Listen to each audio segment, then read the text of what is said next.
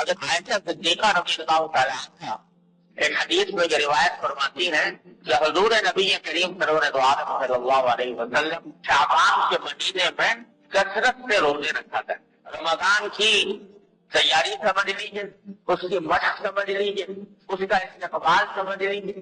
بہرحال نبی کریم سرور دو عالم صلی اللہ علیہ وسلم اس مہینے میں کثرت سے نفلی روزے رکھا کرتے. واجب نہیں ہے، فرض نہیں ہے، لیکن کسی بھی دن میں اللہ تبارک و تعالیٰ توفیق عطا فرما دے شعبان کے کسی بھی دن میں تو روزہ رکھنا عام دنوں کے روزے سے زیادہ فضیلت رکھتا ہے اور زیادہ اجر و ثواب کا موجب. کوئی ساعات مقرر نہیں، کوئی دن مقرر نہیں، بلکہ جس وقت بھی اللہ تبارک و تعالیٰ کی طرف سے توفیق ہو جائے اس میں نفلی روزے رکھنے چاہیے. حضرت عائشہ صدیقہ رضی اللہ تعالیٰ عنہا فرمایا کرتی تھی کہ رمضان کے مہینے میں جو روزے مجھ سے قضا ہو جایا کرتے تھے جسمانی مجبوری کی وجہ تو میں ان کی قضا شعبان میں رکھا کرتی تھی، کیونکہ رسول کریم صلی اللہ علیہ وسلم ان زمانے میں جس طرح سے روزے رکھتے تھے تو میرے لیے روزہ رکھنا آسان ہو جاتا تھا کہ آپ بھی روزے جو ہے میں بھی روزے.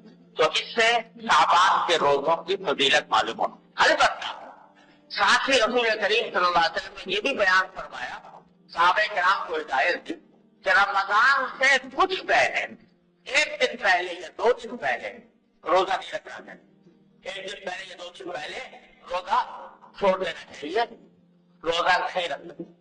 اس کی وجہ تو یہ ہے کہ تاکہ انسان رمضان کا استقبال نشاط کے ساتھ کر سکے، پہلے بھی روزے سے کمزور نہ ہوگا. ایک وجہ تو یہ علماء کرام نے بیان فرمائی.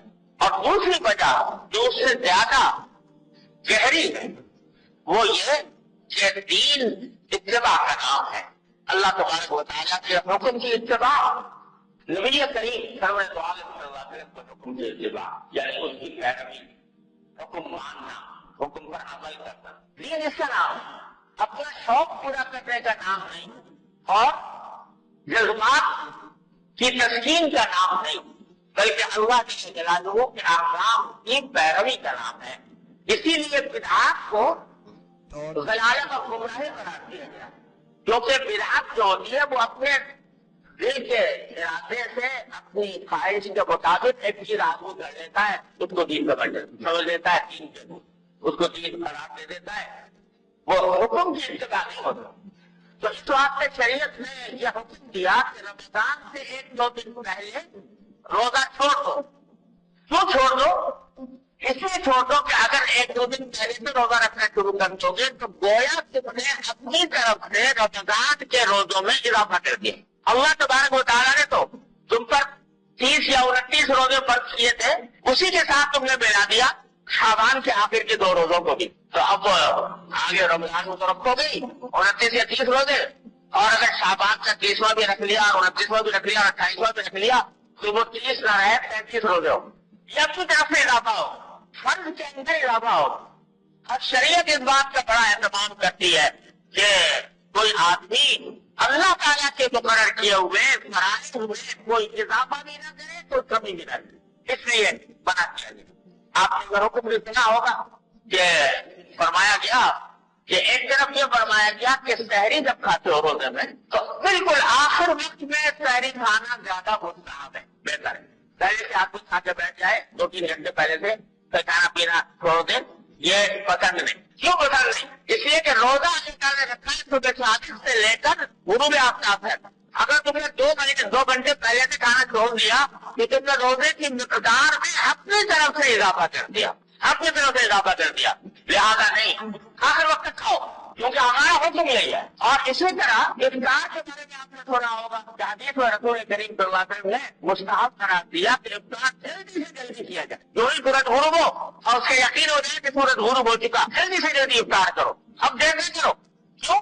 اس لیے کہ اگر تم دیر کرو گے تو اپنی طرف سے روزے کی مقدار میں اضافہ کر رہے ہو. اللہ تعالیٰ نے کہا تھا غروب آفتاب تک کرنا، تم نے غروب آفتاب سے آگے بڑھا دیا. یہ اپنی طرف سے بڑھایا تو یہ اپنی طرف سے کوئی عبادت معتبر نہیں. مسئلہ یہ منظور ہے کہ نہ بھوکا رہنے میں کچھ رکھا ہے، بھوکا پیاسا رہنے میں، اور نہ کھانے میں کچھ رکھا ہے.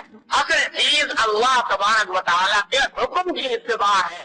جب وہ کہے کہ بھوکا رہو بھوکے رہو، جب وہ کہے کہ کھاؤ تو کھاؤ، اس وقت کھانا ہی فضیلت رکھتا ہے، اس وقت کھانے میں ہی ثواب ملے گا کیونکہ اللہ تعالیٰ کا حکم ہے کہ کھاؤ۔ تو یہی معاملہ شعبان کے آخری 2 روزوں کا، اس سے آپ اندازہ لگا سکتے ہیں کہ شریعت نے کتنی باریکی کے ساتھ اس بات کا لحاظ رکھا ہے کہ کوئی شخص دین میں اپنی طرف سے کوئی اضافہ نہ کرے، دین میں اپنی طرف سے کوئی چیز شامل نہ کر دے، چاہے وہ دیکھنے میں اچھی معلوم ہو رہی ہو، چاہے وہ دیکھنے کے اندر عبادت معلوم ہو رہی ہو، لیکن اللہ تبارک و تعالیٰ کے مقرر کردہ طریقے کے خلاف ہے، اس لیے اعتبار وہ پسندیدہ ہی نہیں، اس پر گناہ ہے۔